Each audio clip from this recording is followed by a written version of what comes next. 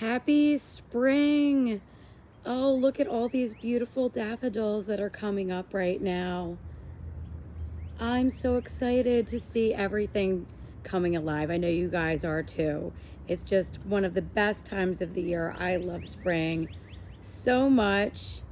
And today I am very excited to share a project with you that Mark and I have been working on. Mostly Mark. I have to give him tremendous amounts of credit because he has worked very hard on this project. So a couple videos back, I showed you guys a sink, and we were working on putting a sink in the greenhouse. Well, since that point in time, some plans changed and some things changed. We found that that sink was far too large. It really wasn't appropriate. It was more the kind of a sink that you would mount on the wall, and it just, when I saw it on Facebook Marketplace, I loved it. It was a great price. We bought it. And then when we got it here, we quickly realized that it wasn't a good fit. So I started to get a little upset and I thought, oh, this is a big mistake. Maybe we won't do it. We thought about scrapping the project entirely. And then I very quickly, without even looking, based on just recommendations that popped up on Marketplace, they showed me a different sink that was even cheaper than the first sink that I purchased. So we bought it right away. It was close by. I can't wait to show you guys. I'm gonna just stop talking and walk you in. Well, first, you can see as we start to walk in that beautiful little orange glow right there. That's an amaryllis that decided to bloom a little late, and I'm not mad at it because it is beautiful. Let's go in. Let's go in. Oh, I'm excited.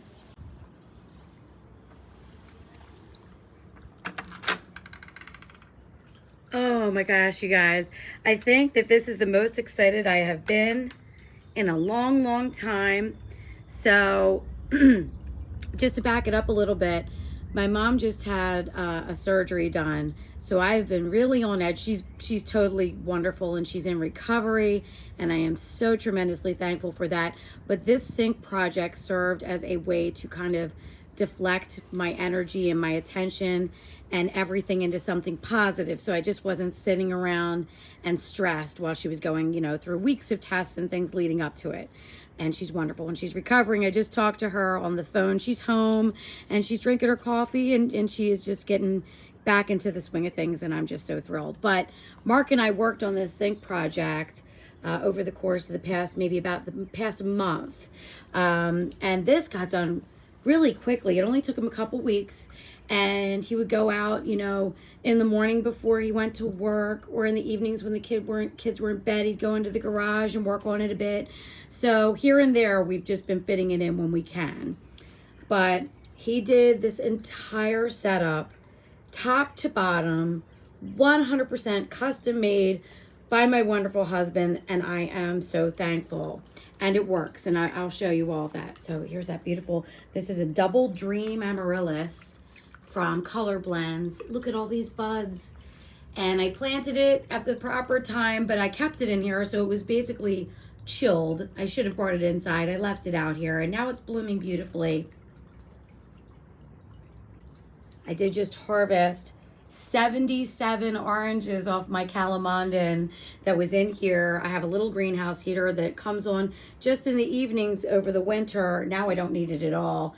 But 77 calamondin oranges that I'd love to make a jam or jelly or some kind of marmalade out of.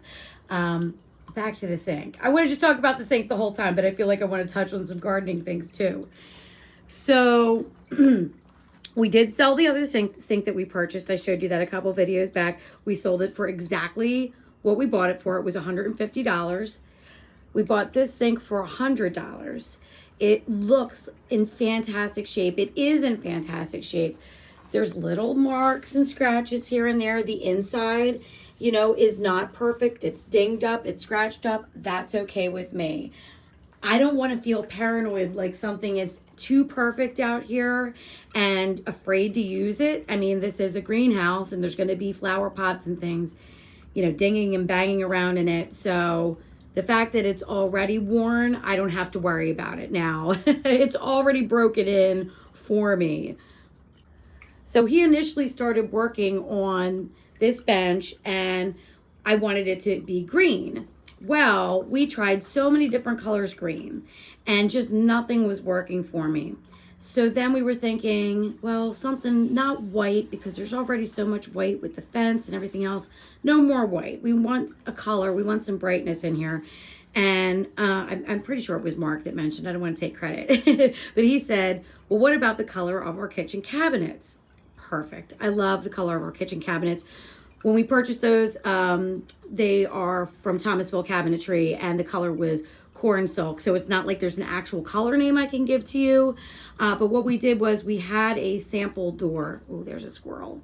We had a door that we brought to Sherwin-Williams, and they did a color match for us. So that's how we were able to achieve the exact same color. This is a butcher block countertop, and we bought that. It was the perfect size, and it was very affordable.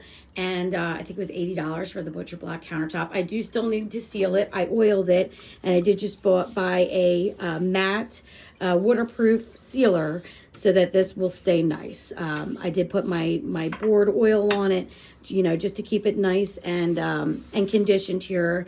With butcher block, you do have to be careful. You don't want it to dry out and splinter. It could crack, and we'll get that sealer on there this week sometime. I love it. I love it, you guys. I showed Mark some photos of like inspiration, some things that I liked. Well, I like this piece from this type of setup. I know I definitely want a floating shelf so I can put some things and plants and little, you know, doodads and tchotchkes up there, whatever I felt like putting up. So he did all that. He made the corbels, like I said, all of it he made. The only thing that he did not make was the caps. Those are caps that we purchased just to go on the tops of the posts. But everything else, it was just lumber from the hardware store. And, you know, I have mentioned this in the past before as well. Mark has a degree in architecture. So I'm so lucky for that. So he has that design mind, and I've been putting it to good use, you guys. He built the greenhouse. I mean, 90% of it, I held things in place, but he built this greenhouse. He's built my obelisks that I've showed you outside. And it's so great because really I just show him photos of things and he's like, yeah, I think I could do that. So he just kind of, you know, just, what word am I trying to think of? I want to say freehand, but freehand. He kind of freehand does a sketch in a program, SketchUp, that he uses to do like a 3D rendering, and then he just makes it happen. He's amazing. He's amazing. So here it is. We've got this cast iron sink. He cut a hole in the top of the butcher block. He made me some shelving for down below, and the faucet, I was so proud of this too. I got this for half price on Amazon. I guess there are other colors that were more trendy or popular, like the brass and things are like trendy and popular right now. So I got the brushed nickel, which I love and would have chosen anyway, for half of what the other faucets were. I did hook up all the plumbing myself, and I have the battered hands to show it. It is hooked up to our garden hose. But it's hooked up with a special, like a Y adapter that goes off to each faucet. It's cold, obviously, on both sides. No hot water, which is fine. I don't need hot water out here. I just want something to water the plants, rinse things down, and it's just been working out wonderfully. But do your research on that. I would say to just look up some YouTube videos. That's what I did, to find out how you would hook up a sink outdoor, and just follow that based on whatever faucet you choose. So it would be different depending on what faucet you have, where your water supply is. So definitely look that up if you're looking to do something like that, which is exactly what I did. So on the back here, just to give you a look, here is, he cut a hole in the panel there on the back beadboard, plywood, and then we have this Y kind of fitting. It's a high pressure fitting and different connections that connect to this. We did have to, you know, finagle it and make it work for us. Each application will be different. So like I said, do your research, but we made it work. There's no leaks. It's all good. And it hooks up to our hose where I have a splitter, one side going to this and another side going to my hose link. It is not frost proof, and I'm most definitely going to think that this is a snake at some point. I will cover it up and I will get the mulch on top of it. I'll put some stakes in it and I'll push it farther along the fence there. But this is a heavy gauge steel. Anyway, more about that closer to winter. I'm not thinking about it now because I don't have to worry about it because, hey, it's spring and, you know, we're enjoying all the water and all the things that we weren't able to for a while in the garden. So, oh, you can hear chainsaws. What are you guys cutting down out there? I always wonder what's coming down in somebody's yard. So the water works tremendous. Here we go. Water everywhere. There it is. And I got my little sprayer. I'm doing this one hand, but the sprayer obviously works as well. But let me just show you what we have going down here for drainage. So this is my little galvanized boot tray. I have it here just in case there is any runoff or spillover, but it is draining into this lovely galvanized watering can. So the amount of water, honestly, that I will have coming down the drain is not significant because I'm mainly going to use the hose. And when I use the hose to the little sprayer, when I use the sprayer to water the plants, it's watering the plants and not much is going down the drain. I turned it off and not much goes down the drain. But whatever does is getting caught in here. And guess what? Then I'm going to use that to water other plants. It's fantastic. So I didn't have to worry about, you know, doing any kind of draining or French drain or any kind of, you know, worrying about where the water's going. I feel great about this because I feel like it's a great way, and I didn't come up with this, obviously. You know, other people have outdoor sinks that drain into a vessel of some sort, a bucket or a watering can, but it works great, and I feel great about it because I'm reusing the water. It's not going to waste. I can just pick this up and go over to some of the plants on my shelves here. But I'm excited, you guys. I'm excited. I've had a great time, you know, hanging little things up. I love this. This is a little terracotta. This is a bread warmer, okay, like a bread warming stone. But I love the symbolism. I love the dove of peace holding the olive branch. It's beautiful to me, and I love it. So I wanted to hang that there. These pink geraniums, oh, I just love them so much. Guys, I grew these from seed last year. Is that amazing? Oh, it just, something about growing things from seed. I don't grow all things from seed, but experimenting and growing some things from seed is really a lot of fun. And when I look at this and I think about being in my basement with the grow lights last year, sowing these seeds, and now here are these lovely pink geraniums, it's just amazing. I just hung a little catch-all basket on the side. I've been giddy, you guys. I had breakfast out here the other day. It's just been a joy. I feel like my functionality in here has just gone up tenfold. Okay, so now I had that beautiful potting bench from Gardener Supply I showed you guys. You know, that kind of really made me want this. That had a little dry sink well on it, and I used that so much that it really made me feel like I need an actual sink in here because this is great. Imagine how great a real sink would be. So that potting bench is going to go into the shed, old garage. Once I get my act together and get that space cleaned up, that's a project. So that's going to be in there. That will be another potting area. And it'll just be great. It'll just be great. I love it. So my lemon tree, you guys, look at this. I've got flowers that smell so sweet and buds all over my Meyer lemon.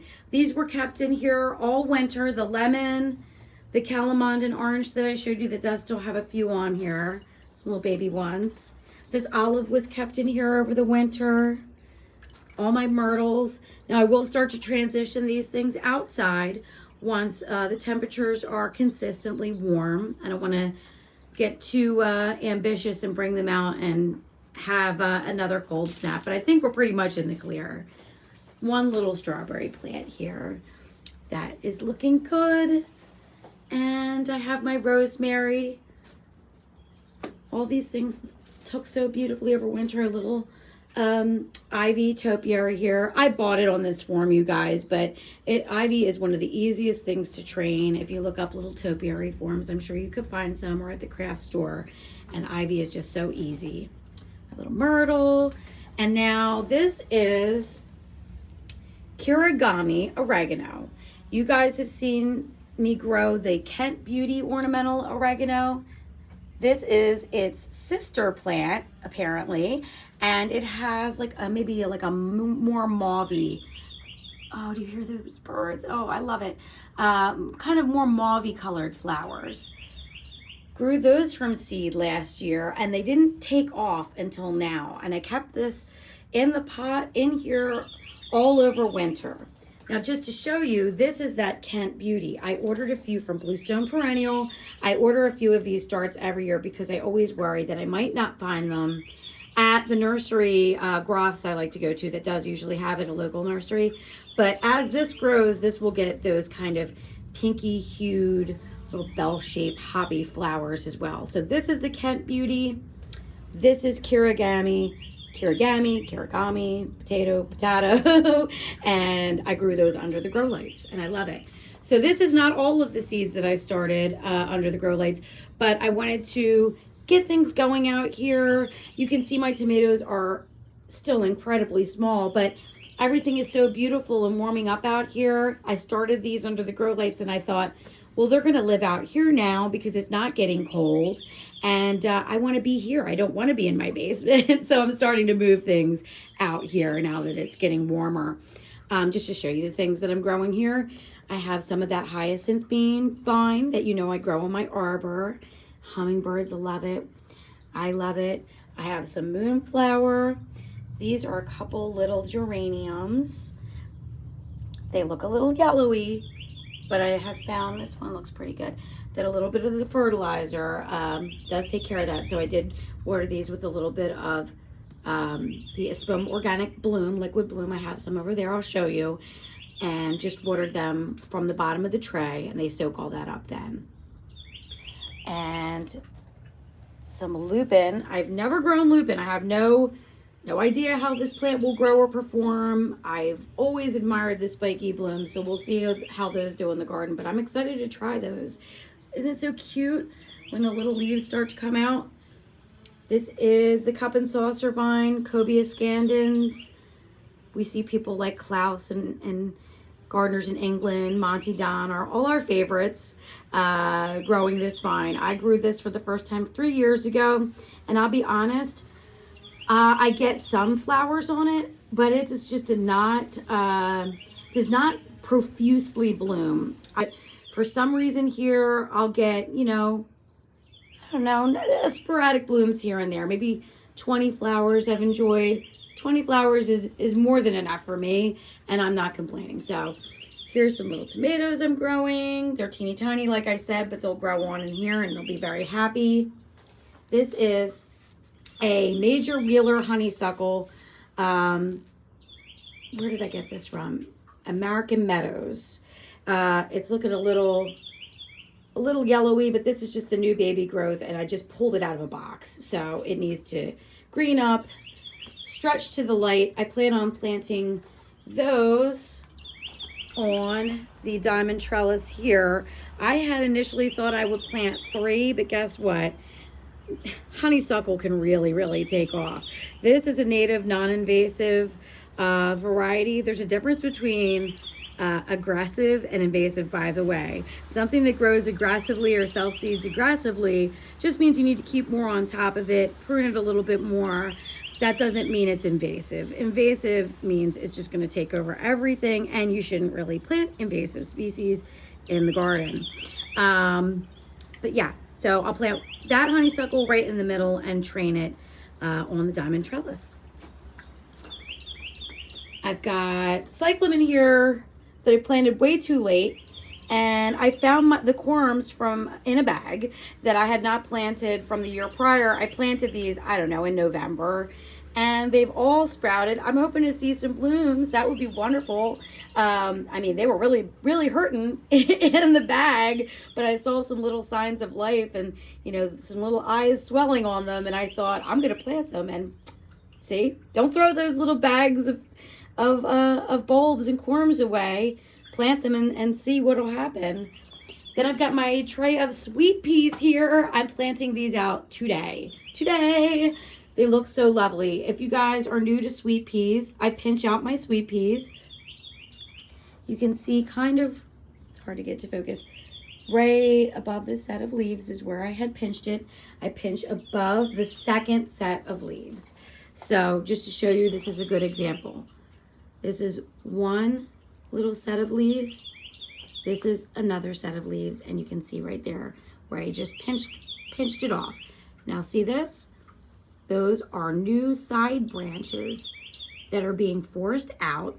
It's going to give you fuller, bushier sweet peas, more flowers. That's what we want. So all of these have been pinched. This is a different variety of sweet pea that grows little blue flowers. I have absolutely no experience with this. These I've grown for quite a few years now. I love them, and I will be planting those on the obelisks that Mark built for me in the vegetable garden. And this is just a sweet little perennial geranium. What is this kind? This is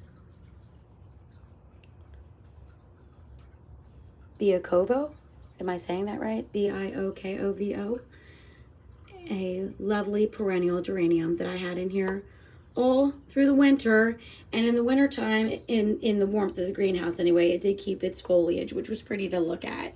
And now these sweet little blooms are coming up now because it's in the warmth of the greenhouse. Otherwise, it would probably bloom a little bit later, I imagine. This is an amaryllis that I forgot to plant. And right now it's sitting here and it doesn't even have any water or a drink or anything. I feel bad. I should put it at least on a little vase of water so that its roots are a little hydrated. But I think I have another amaryllis that's going to bloom here. This is a scented geranium that was, oh, a little bug flew out of there. A scented geranium that was a topiary. The topiary portion of it definitely was dead. I clipped that off. All this is coming up from the roots, so I'll just leave that do its thing. And then I have a little hen and chicks in my little hen, and I love it. Look how cute. All the little babies there. Lots of big plans, you guys, for the garden this year. I am hoping, I try not to commit to anything, so who knows, plans could change, but I'm hoping to move the vegetable garden to this area. I moved the bench out of there so that I have some more room, some more space. The arborvitae that were there, they were really looking damaged. I didn't like the look of them, so I removed them from there. They were all kind of dead on the interior and just not worth even trying to save because they look so mangy and terrible. So I got rid of them and they are no longer with us. But this area will be cleaned out and hopefully having the raised beds in this area, because I think connecting the two structures of the potting shed area and the greenhouse would be really pretty and would make sense too. So that is a possible goal. That is a hopeful, ambitious goal of mine. And you can see things are starting to bloom here. I still need to take that stump out. I didn't want to pay to have it taken out, so Mark's going to go at it, like I said in the last video there. But really excited to show you some of the things that I'm growing. Look at this. I've got some pansies here in a basket. Aren't they beautiful? And bunny rabbit that's been in my yard thought so too. Gave them all a haircut for me, so I don't have to pinch them now. I need to put some soil on top of that boxwood there. All of its roots are exposed. I was shifting it around, and I got to get some soil on that because that's not a good look. But anyway, really excited to show you guys the sink. Mark is awesome. I am so lucky and thankful to have his help and his creativity and his talent and all those things to bring some of these ideas and pictures and things that I show him to life. I can't wait to show you what I have growing and going on in the garden this season. I think it's going to be a great season.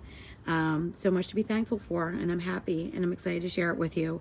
I hope you guys are all enjoying your gardens and enjoying this spring beautiful weather. I hope you're able to get out there and dig in the dirt and get your hands dirty. All right, I will talk to you guys soon. Bye-bye.